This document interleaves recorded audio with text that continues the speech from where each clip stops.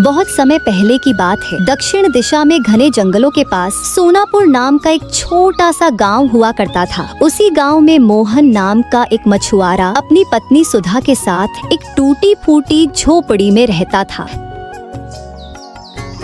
हे भगवान, आज तो मेरा जाल मछलियों से भर दे। तभी गांव का एक व्यक्ति वहां आ पहुंचा। क्यों भैया मोहन, सारा गांव जानता है कि तेरे जाल में एक ही मछली फंसती है। ए भाई, मजाक मत उड़ाओ कम से कम। अरे तेरा मजाक तो सारा गांव उड़ाता है। हाँ हाँ, डालो जाल डालो। मोहन उदास होकर जाल फेंक देता है। कुछ देर बाद उसके जाल में एक मछली फंसती है। देखा, मैंने कहा था ना, तेरे जाल में दूसरी मछली कभी नहीं फंसेगी। जा भैया, घर जा अब। मोहन शाम तक झील के किनारे बैठा रहता है, पर और कोई मछली नहीं फंसती। थक हार कर वह घर लौटता है। आज भी बस एक ही मछली फंसी है सुधा। मेरी तो किस्मत ही फूटी कि तुमसे शादी की दूसरे मछुआरे जाल भर भर के लाते हैं और तुम हमेशा एक ही मछली लेकर आते हो। ऐसी बातें मत करो सुधा, सारा गांव हंसता है, पर जब तुम ताने मारती हो ना, दिल फट जाता है। तुम उसी बेकार झील के पीछे क्यों पड़े रहते हो? और भी झीलें हैं, वहां क्यों नहीं जाते? बाकी झीलें राजा के अधिकार में हैं या डरावने जंगलों के पास हैं। अब मैं क्या करूं? मुझे इससे कोई मतलब नहीं। तुम कैसे भी ढेर सारी मछलियां लेकर आओ, नहीं तो क्या? नहीं तो मैं तुम्हें छोड़ दूंगी और किसी दूसरे का साथ पकड़ लूंगी। सुधा पैर पटकती हुई चली जाती है। मोहन अपमानित और निराश होकर घर से बाहर निकल जाता है। अगले दिन रास्ते में उसकी पड़ोसन कुसुम ताई मिलती है।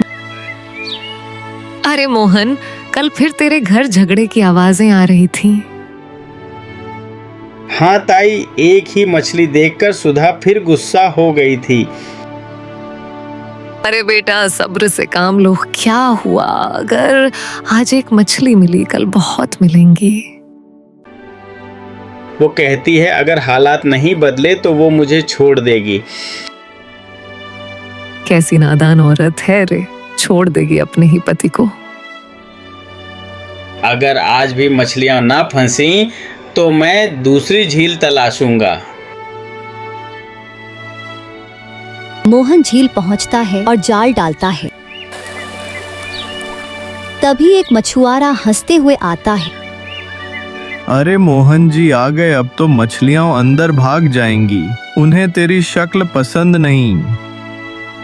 वो जोर जोर से हंसने लगता है। मोहन की आंखों से आंसू निकल आते हैं। तभी उसके जाल में फिर एक मछली फंसती है। देखा भैया, बस यही एक मिलेगी। अब घर जा और आराम कर। मोहन क्रोध में घर लौटता है। बस अब कुछ मत कहना, कल मैं दूसरी झील तलाशूंगा। ठीक है, लेकिन सुनो, उत्तर दिशा में सरवर झील है। सुना है वो शापित है, कोई वहां नहीं जाता। तुम क्यों नहीं जाते? अरे वो जगह तो भूतहा मानी जाती है, वहां कोई नहीं जाता। अगर किस्मत बदलनी हो तो थोड़ा जोखिम उठाना पड़ता है। वहां ढेर सारी मछलियां होंगी। और अगर वहां कुछ बुरा हुआ तो?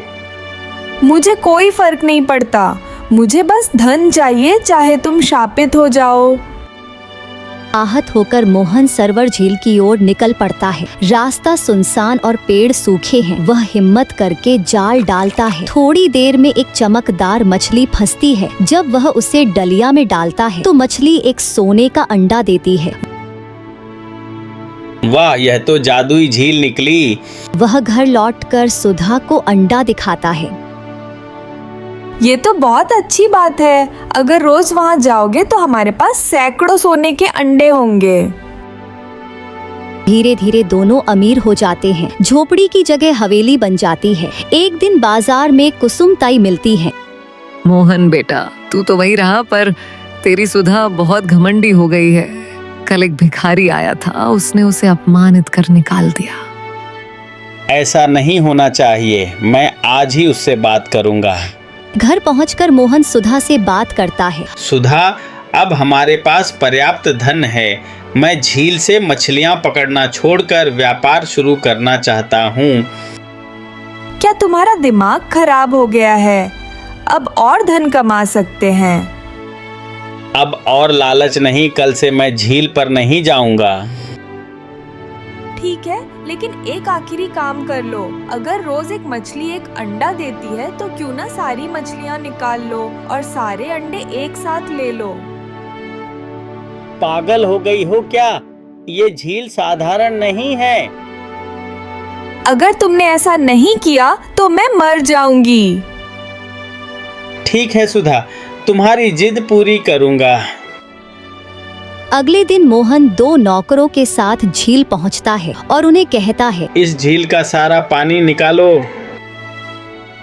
दिन भर मेहनत के बाद झील सूख जाती है, लेकिन मछली नहीं मिलती। केवल कीचड़ और बदबू रह जाती है। फिर झील के तल में एक सुरंग दिखती है। मोहन जैसे ही हाथ डालता है, एक काली लपट निकलती है और झील धुएं में बदल जाती है। दोनों नौकर डरकर भाग जाते हैं। मोहन भयभीत होकर घर लौटता है और सारी बात बताता है।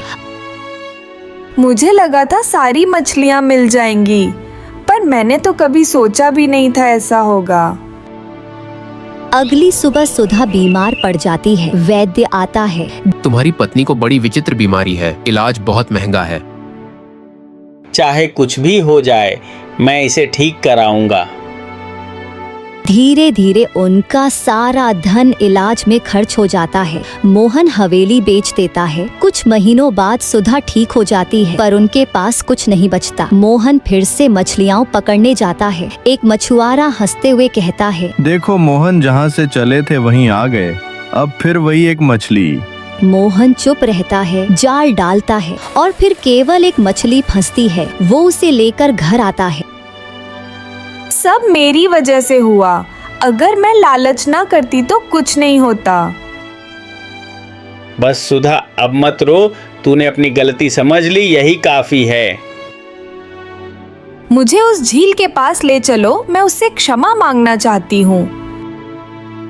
दोनों सरवर झील पहुँचते हैं। सुधा हाथ जोड़कर बोलती है, हे झील, मुझे माफ कर दो। अचानक झील में पानी भरने लगता है। एक मछली बाहर आती है और बोलती है, मैं मछलियों की रानी हूँ। तुम्हारे पति ने पाप नहीं किया था, वो तुम्हारे लालच से मजबूर था। ये एक सोने का अंडा लो, इसे बेचो और कभी लालच मत करना। मछली झील में गायब हो जाती है। मोहन और सुधा वह अंडा बेचकर व्यापार शुरू करते हैं। धीरे धीरे वे फिर से अमीर हो जाते हैं और वही हवेली वापस खरीद लेते हैं। काश मैंने पहली बार ही तुम्हारी बात मानी होती। जो होता है अच्छे के लिए होता है। कम से कम अब हमें समझ आ गया कि लालच बुरी बला है। दोनों मुस्कुराते हैं और फिर कभी सरवर झील के पास नहीं जाते।